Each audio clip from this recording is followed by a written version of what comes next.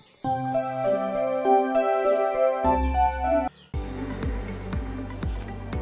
mag-anak ni Don Fernando. Noong mga unang araw, sang-ayon sa kasaysayan sa Bourbonian kaharian, ay may haring hinahangaan. Pangalan ng haring ito ay Mabunying Don Fernando, sa ibang mga reyno hinting ng Maginoo. Kabiyak ng puso niya ay si Doña Valeriana Ganday walang pangalawang sa bait ay uliran pa. Siya ay natatlong anak, tatlong bunga ng pamilya. Binata at nagigilas sa reyno ay siyang lakas. Pedro ang panganay, may tinding na pagkalinang. Dulang ito ay nasida Don Diego Malumana. Ang pangatlong siyang bunso, si Don Juan ang puso. Sulang kahit na mapagto ang ng puso rin may pagsubo. Ito ang napanaginip ng haring kaibig-ibig na siya ay managinip sa isang gabing naiidlip. Malayo si Don Juan, bunso niyang minamahal, ay naliliyo at pinatay ng dalawang kapatid. May isang ibong maganda, ang pangalan ay Adarna. Kung marinig mo ang kumanta, sa sakit ay ligin. Ang paglalakbay ni Don Pedro. Nang nasa haring mapakinggan ang account ng kagamutan, kapagyakan, inutusan ang anak niyang panganay, si Don Pedro, pumalima sa utos ng hari ibinayag kakabdaka kabayong sakyan niya. Sa nasamang kapalaran, hindi sukat na asahan ng sumapit ang babaw kabayo niyang namatay. Palaran ang prinsipeng nakatagal. Narating ding hinusay ang tabor na kabundok. May namasdang punong kahoy na sangang mayamumong na nagtubong narurong bukod tanging laong dahon. Ang paglalakbay ni Don Diego.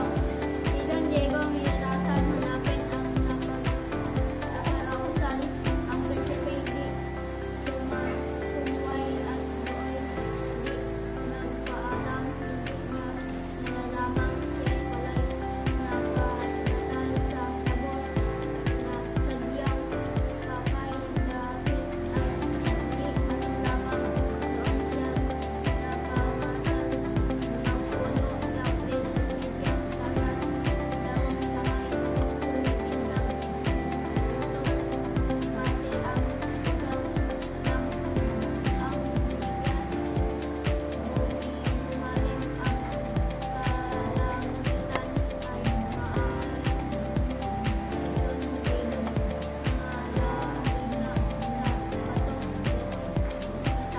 ay ang pagpupuslas ang Adarna ay nagawas si Don Diego nasa tapat inabot ng nakatang tulad ni Don Pedro ay biglang naglato.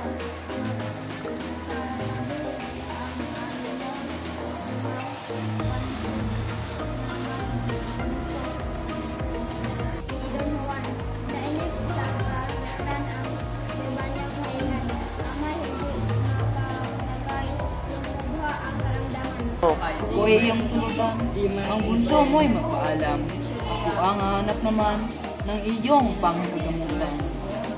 Ang binisyong ay ginawad ng naglalag. Gayon din ang inang niyang kalungkutay di nasukat. Ito'y kanyang natagpuan isang matandang sugatan. Sa hirap na tinataglay, lalambot pusong bakal. Nangyaong sinapay, nadala iniabot ng masaya sa matandang nagdurusa. Nagpasalamat ng masayang binigkas at sa nais makabayad sa prinsipeng na nagpahayo hayag. Lahat na ako ay binata ng dahil sa adar ng itong matamis kanta. Naluna sa aking ama. Muy pagharapan ng totoo ng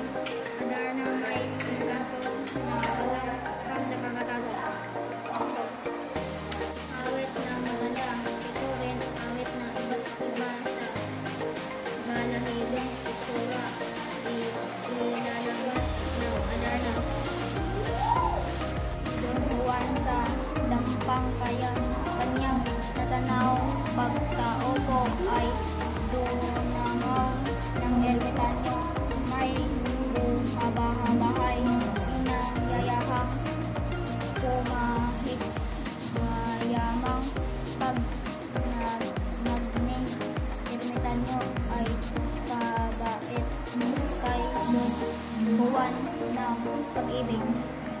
Upang matagalan, 7 kanta maiinang kita ng ayon ay bibigyan ng aso na panlaban. Ang labahan 7 dayap ng inom ng iyong dadalhin ng huwag kang talunin ng intindahan.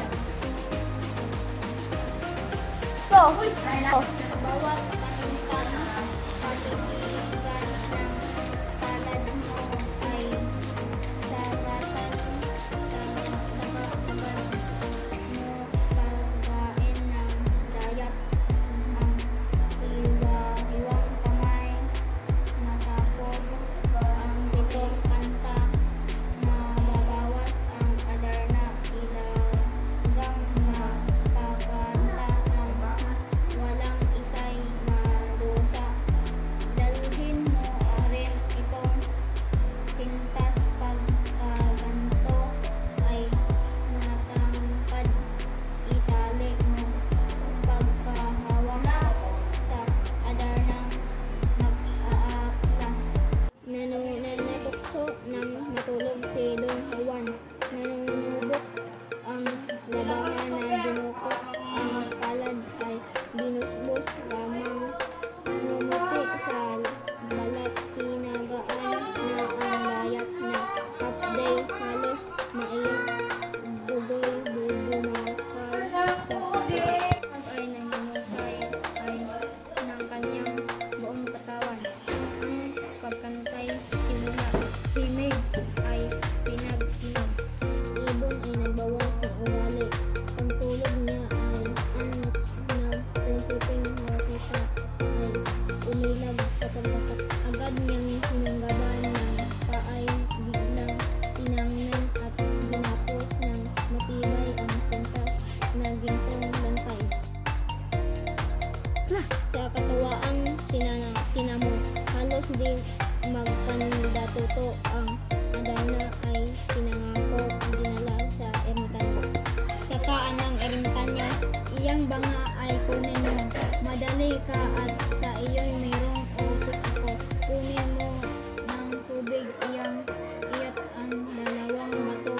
Buhusan ng bato, magsilitaw ang dalawang iyong mahal.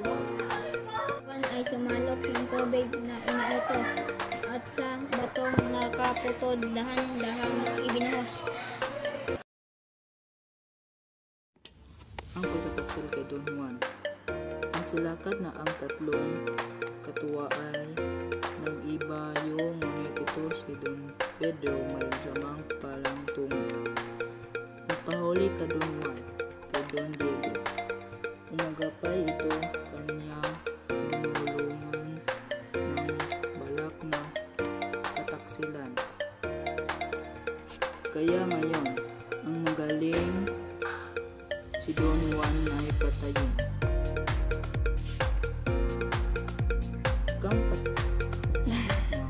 Anong kagaw? Patay na iwan natin.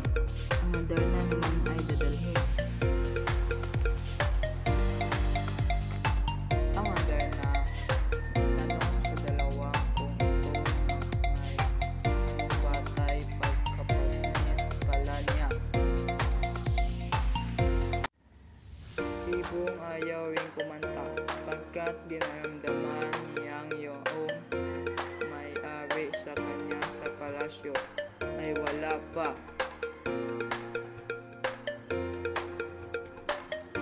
Tunggulan ng nasa hirap kahabangan, di man dapat ang alipin ko siya para di ko maubo sa sipin. Kapatid ko ay makaksil. Kung sa ibong buang dahil kanila at di na akin. Sa libis ng isang bundok, may matandang sa susulpot. Mahina't uugob-ugob, sa prinsipe ay dumulog. Utang ko sa inyo, habag ang bahag kong di nautos. Ano kaya ang marapat igante ng abang palad? Ang matanda ay tumugon,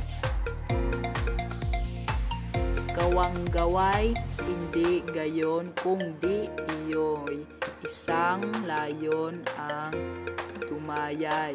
Walang gulo, ang dalawa ay nagkamay bago sila naghiwalay." Matanday sa kaandukan sa Birmania si Don Juan.